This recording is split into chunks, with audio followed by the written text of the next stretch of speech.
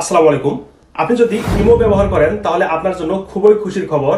ইমোতে নতুন কিছু আপডেট এসেছে। এখন পর্যন্ত অধিকাংশ লোকে এই আপডেটগুলো সম্পর্কে কিন্তু আমরা জানি না।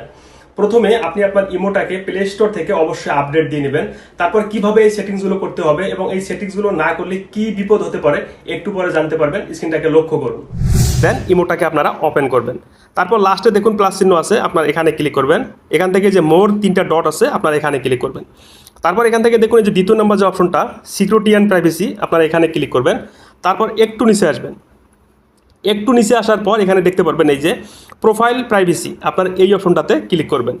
ক্লিক করার পর দেখুন এই যে ব্লক স্ক্রিনশট ফর প্রোফাইল এই যে অফ করা আছে, এটাকে অবশ্যই আপনারা অন করে দিবেন। তা না হলে যে কোনো সময় যে কেউ ফোন দিয়ে আপনাকে স্ক্রিনশট নেবে অথবা আপনাকে ব্ল্যাকমেল করার চেষ্টা করবে। এখান থেকে ব্যাক করবেন। তারপর এই যে লক প্রোফাইল এটাতে ক্লিক করে এটাও আপনারা এই যে অন করে রাখবেন, তাহলে আপনাদের প্রোফাইল